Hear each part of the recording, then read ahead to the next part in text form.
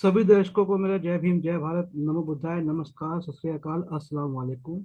मैं निखिल सबलानिया आज नई दिल्ली से दिनांक 23 जनवरी 2025 को एक नया कार्यक्रम और एक विशेष अतिथि के साथ आपके सामने प्रस्तुत हुआ हूँ।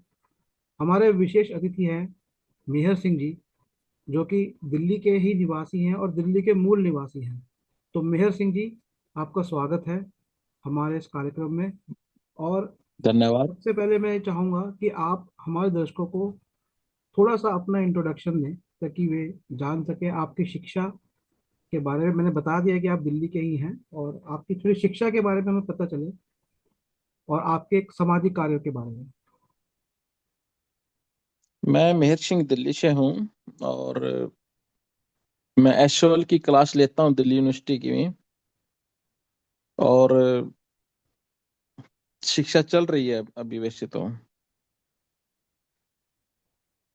आपने क्या क्या शिक्षा ली है पहले?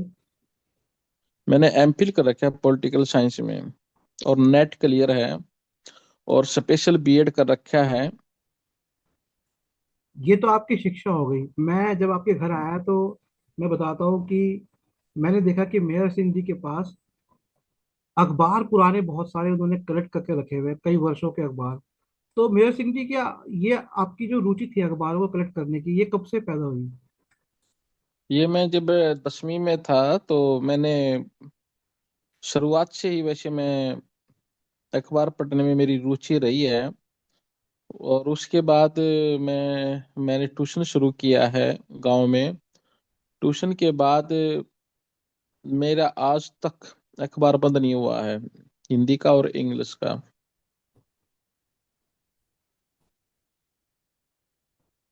मेहर जी, कुछ अपने सामाजिक कार्यों के बारे में बताइए कि आप किस तरह से समाज से जुड़े, क्या क्या कार्य आपने किए संक्षिप्त में। मैं गरीब बच्चों को पढ़ाता हूँ और जिसका जहाँ तक संभव हो मैं अपनी तरफ से हेल्प करता हूँ। और शिक्षा के क्षेत्र में मैंने 1991 से लेकर आज तक मैं कंटिन्यू पढ़ा रहा हूँ, ट्यूशन पढ़ा रहा हूँ। बीच बीच में दिल्ली विश्वविद्यालय में क्लासेस भी लेता हूँ।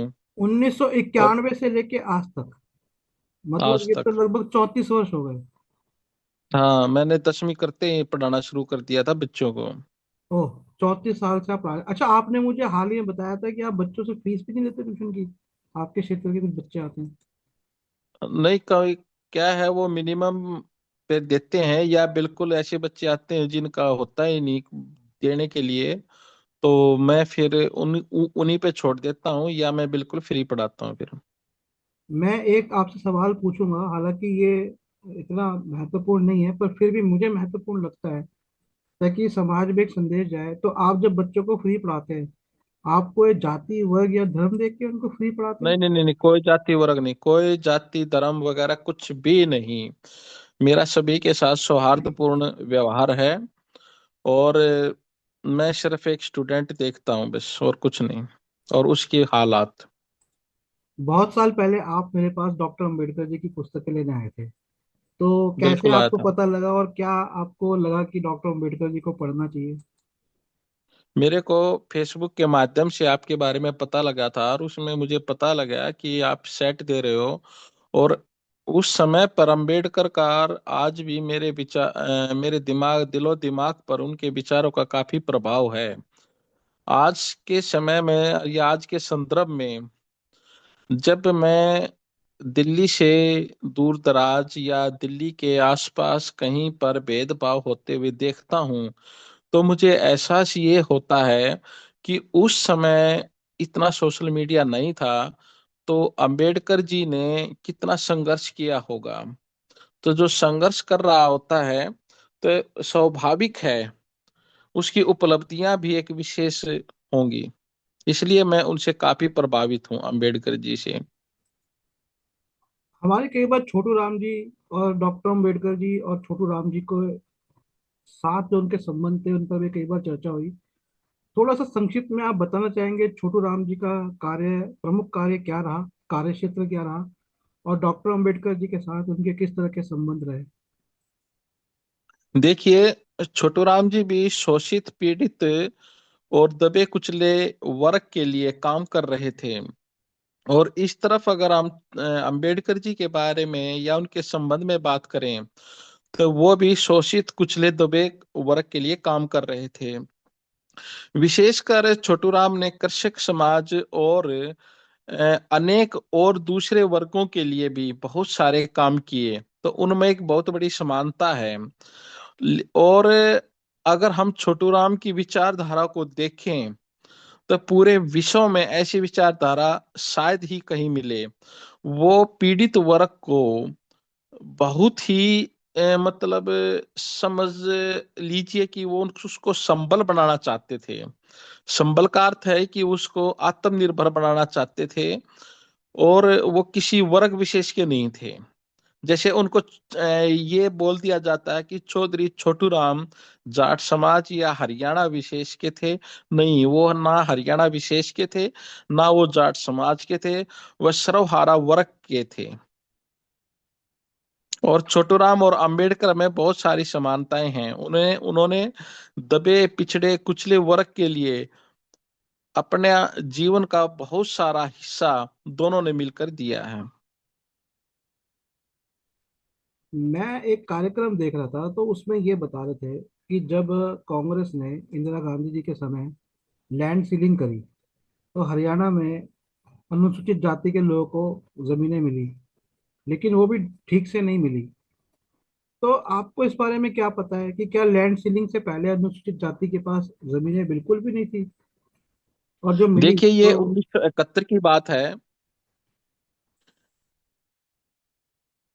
जी ये और 1971 जी जी बोलिए। 1971 की बात है, तब पिछड़े वर्ग को जमीन दी गई थी। लेकिन इससे पहले छोटू राम जी ने नहीं, जब आप जो पिछड़ा पहले वर्ग जो पिछड़ा वर्ग आप कह रहे हैं उसमें जैसे हम आज तो पिछड़ा वर्ग में ओबीसी समाज को भी देखते हैं, ओबीसी की जातियां भी देखते हैं, तो आप सिर्फ ओबीसी जातियां उस समय जो वो पिछड़ा वर्ग नहीं तो। नहीं नहीं नहीं, सभी सभी सभी दबे कुचले वर्ग और नहीं अन्य उसमें पिछड़ा वर्ग जिस। जैसे मान लीजिए जो उच्च वर्ग की जातियां हैं उनको भी मिले जो उनमें गरीब थे। बिल्कुल। उसमें 1971 में हमारे देश की प्रधानमंत्री इंदिरा गांधी जी ने उस वक्त, जैसे जहां तक मुझे संज्ञान है 100 गज के प्लॉट दिए थे। लेकिन छोटूराम जी ने पंजाब प्रांत में अनेक दबे पिछड़ी कुचली जातियों को भी जमीन को आवंटित किया था। आपने मुझे एक बात बताई थी कि यदि छोटू छोटू राम जी होते, यदि उनकी जल्दी मृत्यु नहीं होती म- तो भारत का विभाजन होना भी थोड़ा मुश्किल होता। कुछ उनकी पार्टी के बहुत बारे मुश्किल था। में जी कुछ बताएंगे बहुत थोड़ा तो मुश्किल था। दर्शकों को इस बारे में। बहुत मुश्किल था, वो विभाजन नहीं होता। वो जाति धर्म और किसी भी विशेष वर्ग के नहीं थे। वो एक सर्वहारा वर्ग के थे। और अधिकतर जो हमारा पाकिस्तान में पंजाब है, आज भी उसके बहुत बड़ा एक तबका समर्थक है उधर। और उत्तर भारत में तो है ही है। अगर हम उसकी विचारधारा को पढ़े, उसकी नीतियों को देखें, तो ऐसी नीतियां आपको शायद ही कार्ल मार्क्स, लेनिन, स्टालिन, माओ से तुंग, उनकी नीतियों में भी नहीं मिलेगा। एक प्रश्न कृषि से संबंधित।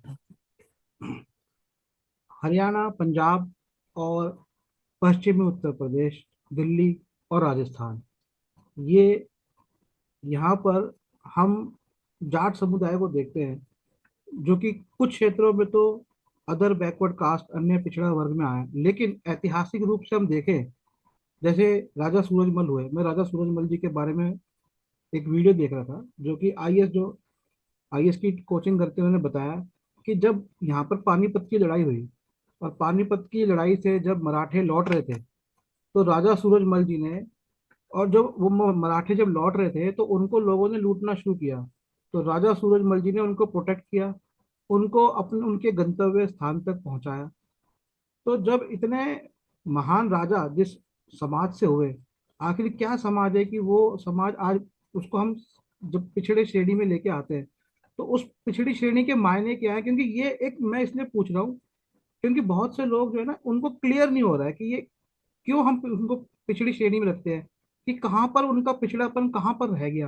क्या वो जो नई मशीनी पूंजीवादी व्यवस्था है वहां पर वो, क्योंकि कृषि प्रधान उनका कार्य रहा, क्या उन्हें उस नई पूंजीवादी मशीनी व्यवस्था में स्थापित नहीं किया गया?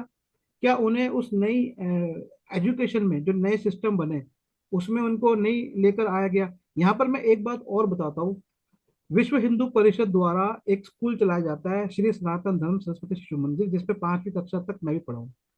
बाद में मैंने गौर किया कि ज्यादातर ये जो स्कूल है, ये यादव, जाट, मतलब जिनको आज हम ओबीसी की कैटेगरी में देखते हैं, जिनको कई वर्षों से हिंदू धर्म में शूद्र माना गया, हालांकि वे इस पर लगातार प्रश्न उठाते रहे। जैसे यादवों ने दक्षिण भारत के अंदर ये कई मुकदमे जीते कि नहीं, हम शूद्र नहीं, हम क्षत्रिय हैं।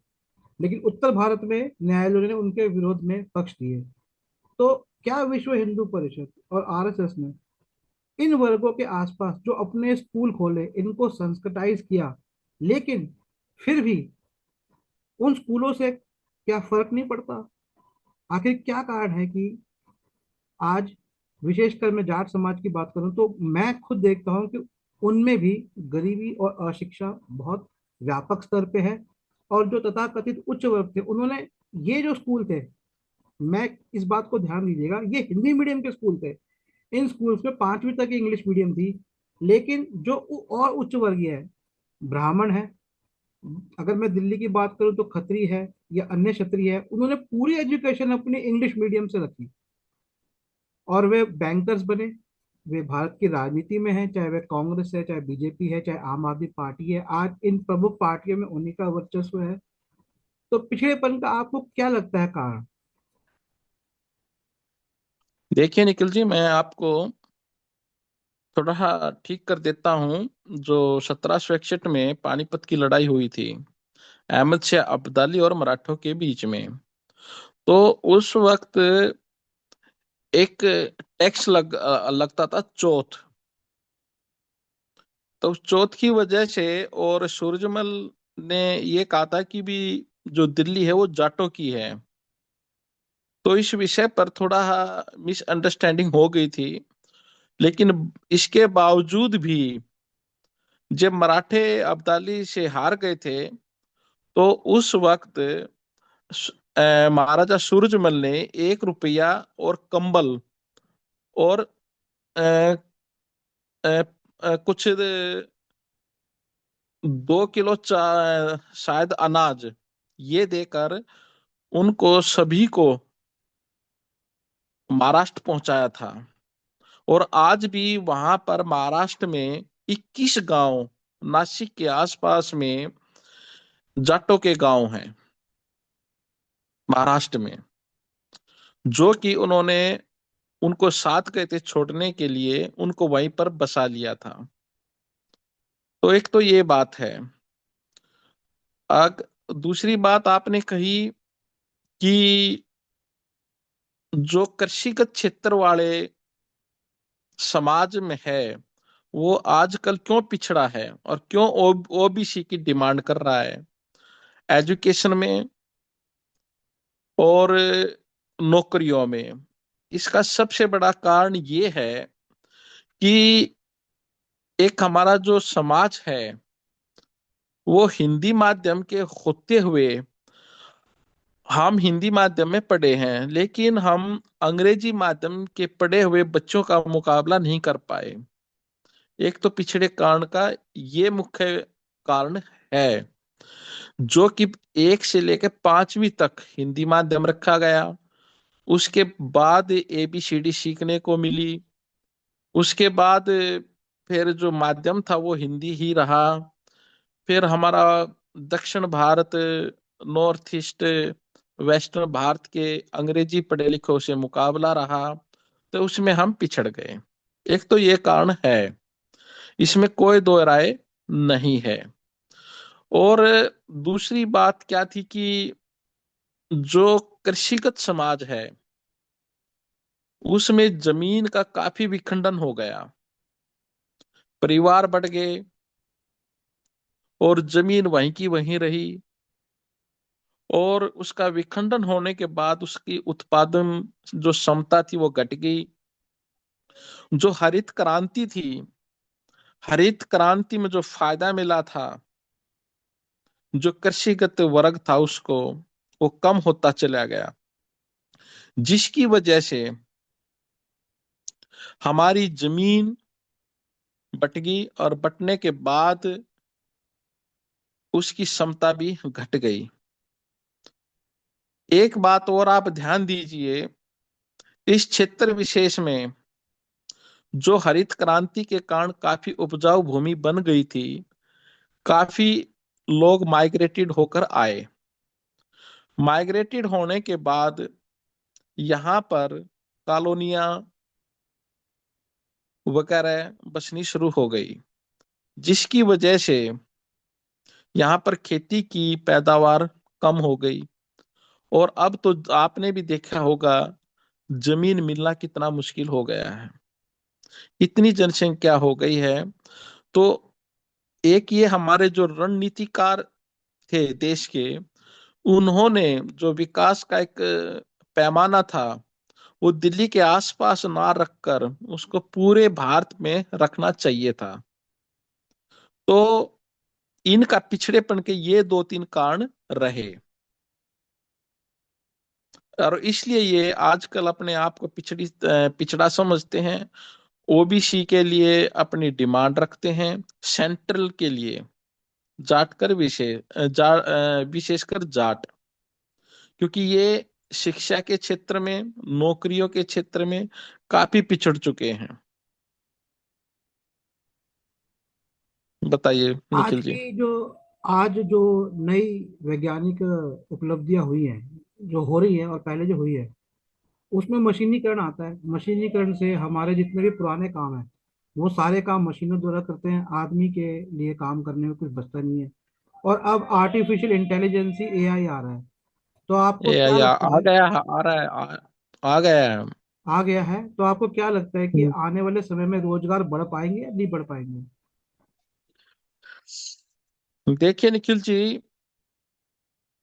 अगर हम मशीनीगत की बात करेंगे, तो आप शुरू से ही देखते हो कि जब औद्योगिक क्रांति वेस्टर्न यूरोप में हुई, और वेस्टर्न यूरोप में रिनेंसा आया, पुनर्जागरण, तो मशीनी युग से वहां पर वस्तुओं का उत्पादन इतना हो गया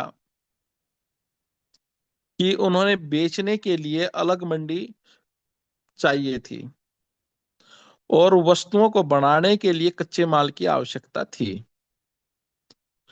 तो एक साम्राज्यवाद की प्रवृत्ति बढ़ी। ब्रिटेन, जर्मन, फ्रेंच आदि ने साम्राज्यवाद को बढ़ावा दिया और अनेक देशों पर कब्जा किया। अनेक देशों ने अनेक कुर्बानियां दी। उन कुर्बानियों के मार्फत उनको स्वतंत्रता मिली। मानव जाति को प्रथम और द्वितीय विश्व युद्ध देखने को मिला।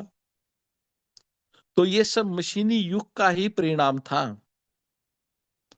और इस मशीनी युग में जितना हम आगे बढ़ेंगे, उतना रोजगार शायद कम होगा।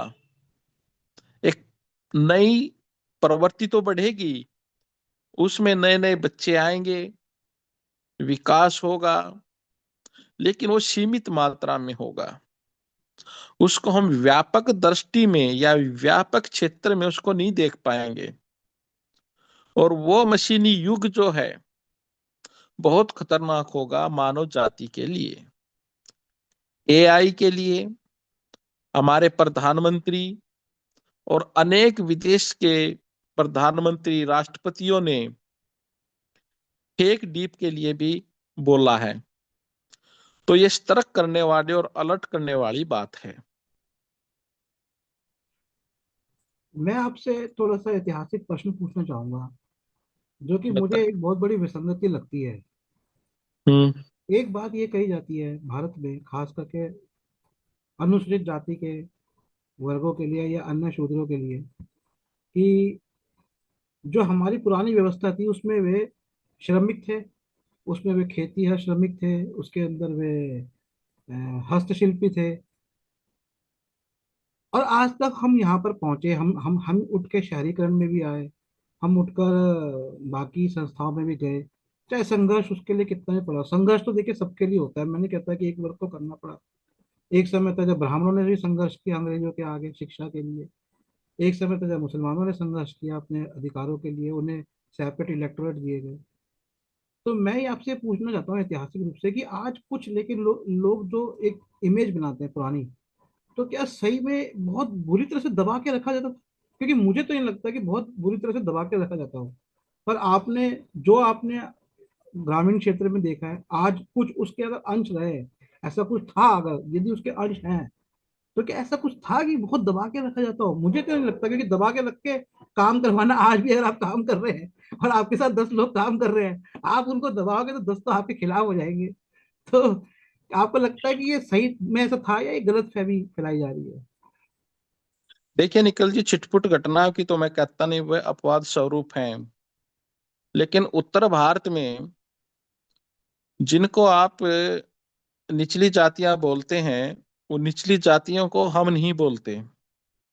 हम उन्हें आज भी गांव में सम्मान का दर्जा देते हैं, चाहे किसी भी जाति का हो। अगर उम्र में बड़ा है, चाचा ताऊ, चाची ताई, दादी दादा, ऐसे हम आज भी किसी भी जाति का हो, उसको हम बोलते हैं। ऐसा कुछ नहीं है उत्तर भारत में।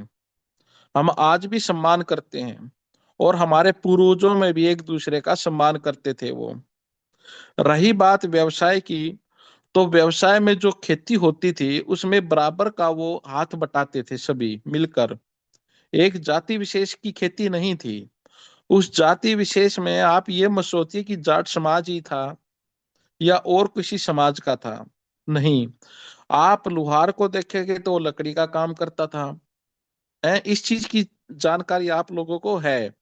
लेकिन हम भी आज भी अगर हम ग्रामीण दृश्य में देखते हैं अपने क्षेत्र में, गांव में, मैं एक आध अपवाद को छोड़ देता हूँ, उसकी मैं चर्चा नहीं करूंगा।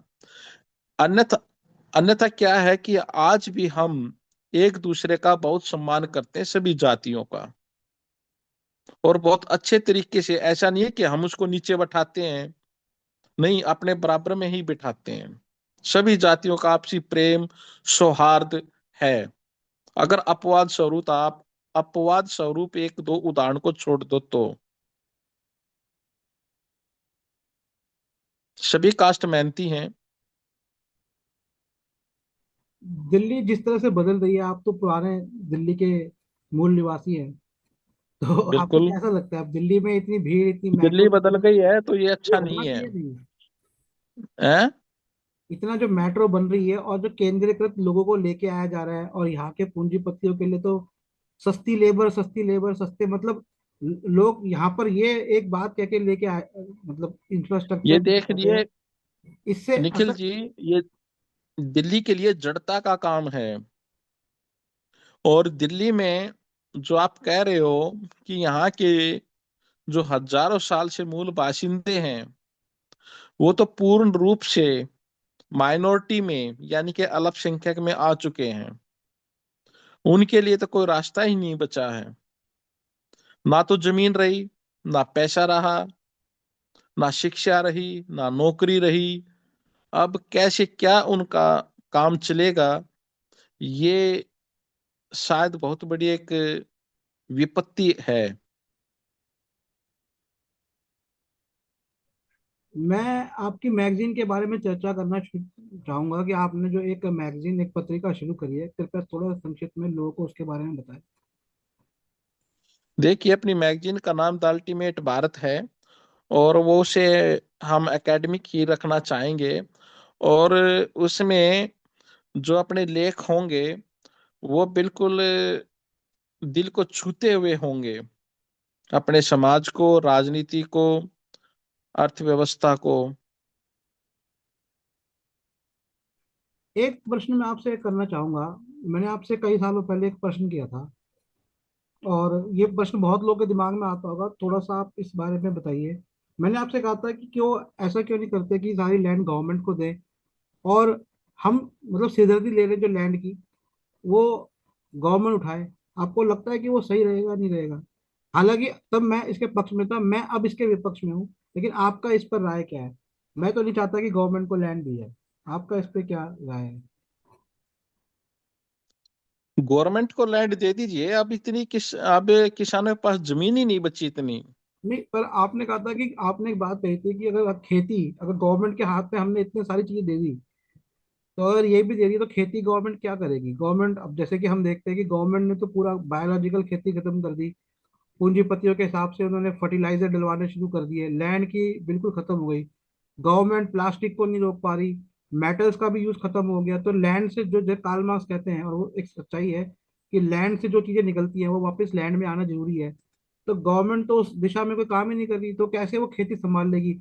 हम पे ट्रैक्टर, आपको लगता है ट्रैक्टर हम पे लाद दिए गए? हम जो हमारी पुरानी व्यवस्था थी, जैसे बैलों से हम हल से करते, तो हल से हमारी खेती हो जाती। राजस्थान में अभी भी कई ऐसी स्थान है जहाँ पर ऊंट से होती है, वहाँ बैल भी इस्तेमाल नहीं कर सकते, ट्रैक्टर भी नहीं कर सकते।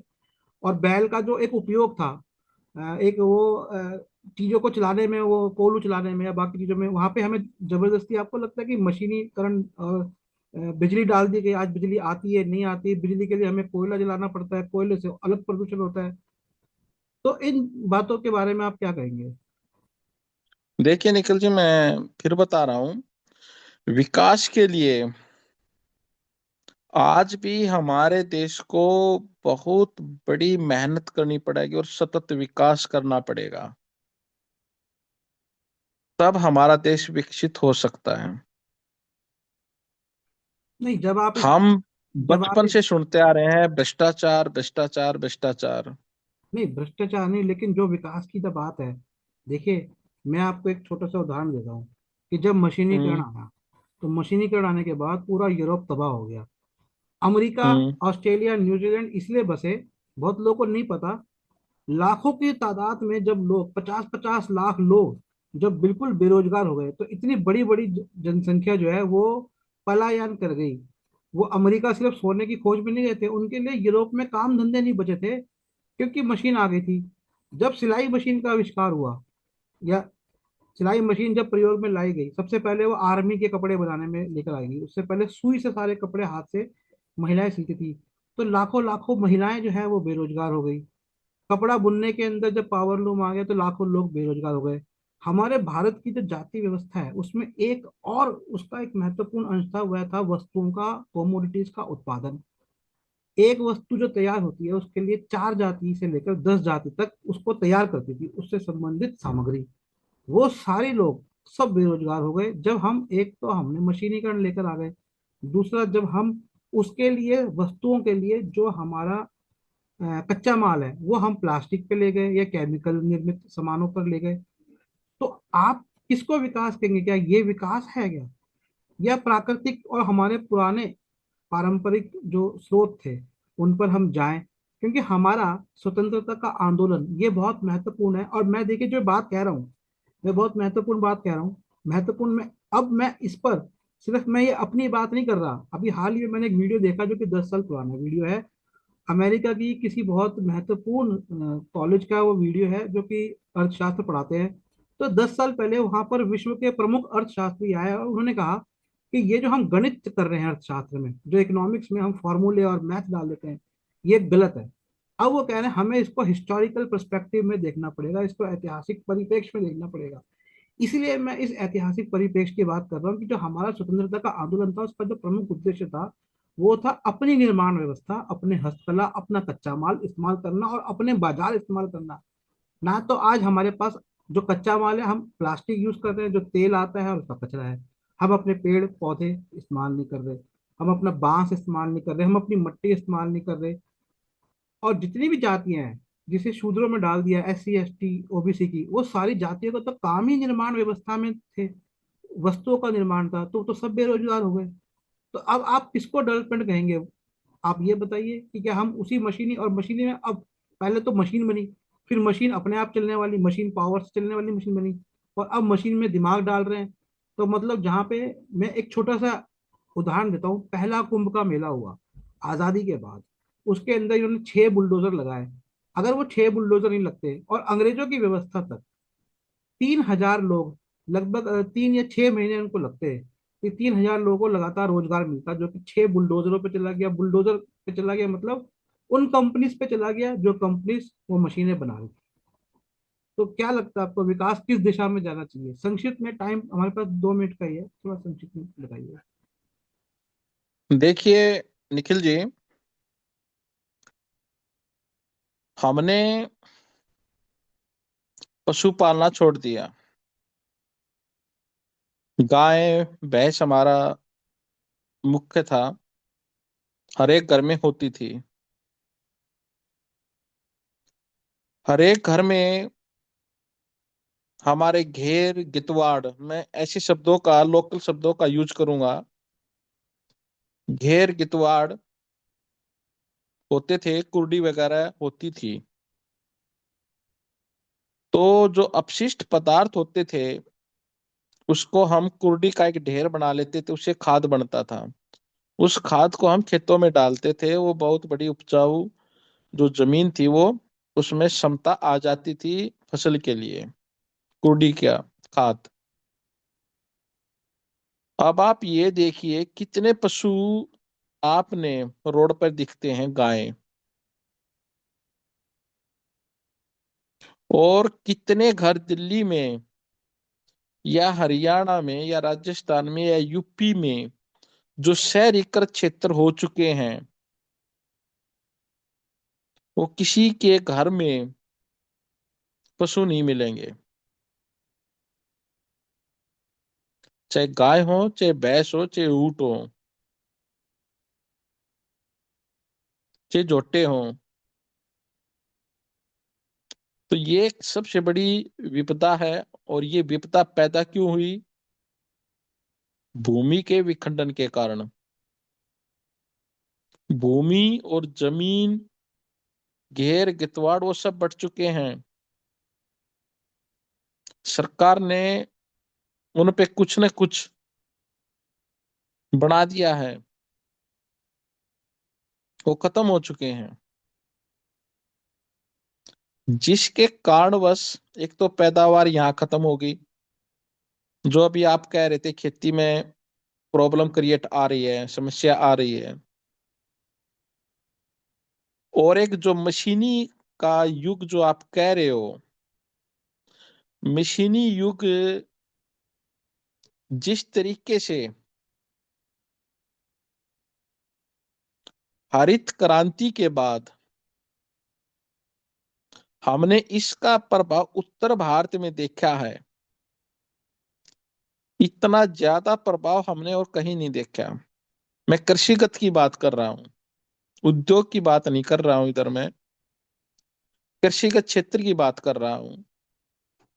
जिसमें हमने, यानी कि किसान वर्ग में किसी भी जाति का हो, उसने अपने परंपरागत जो औजार थे वो छोड़ दिए, वो मशीनीगत युग में आ गया।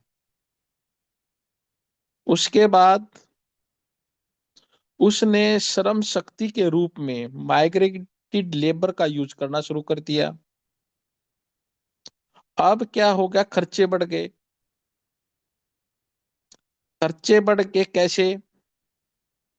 एक तो इंग्लिश मीडियम की फीस ज्यादा होगी बच्चों की। मैं आपकी बात, मैं थोड़ा सा यहाँ पर रोक रहा हूँ, माफ उसी कीजिए। से कनेक्ट करने जा रहा हूं मैं, मशीनी नहीं, युग हम से इस पे ही। अलग वीडियो, अलग कार्यक्रम बनाएंगे। थोड़ा सा तो दर्शकों को पता लग ही गया कि आप जो कहना चाह रहे हैं, क्योंकि यहाँ पे नहीं अचानक बंद हो जाएगा, इसलिए मैं इस कार्यक्रम का यही समापन करता हूँ। लेकिन इसके ऊपर, कृषि के ऊपर, हम अगले कार्यक्रम के अंदर हम करेंगे। तो थोड़ा सा दर्शकों को भी कहूंगा कि थोड़ा सा इंतजार करें। तो ये कार्यक्रम कैसा लगा आपको, आप मुझे फोन कर सकते हैं, और यदि मेहर सिंह जी से भी संपर्क करना चाहें तो मुझे बता सकते हैं। मेरा फोन नंबर नोट करें: 8527533051, 8527533051। हमारी पुस्तकों की वेबसाइट है nspmart.com। डॉक्टर अम्बेडकर जी की बौद्ध धर्म पे, schedule caste, schedule tribe, OBC पर कई पुस्तकें हमारी वेबसाइट पे उपलब्ध है, nspmart.com। तो मेहर जी बहुत बहुत धन्यवाद, ये टाइम एकदम खत्म हो रहा है। तो बहुत बहुत शुक्रिया आपका आने के लिए। जय भीम, जय भारत, नमो बुद्धाय। चलो, धन्यवाद जी, धन्यवाद। नमस्कार जी।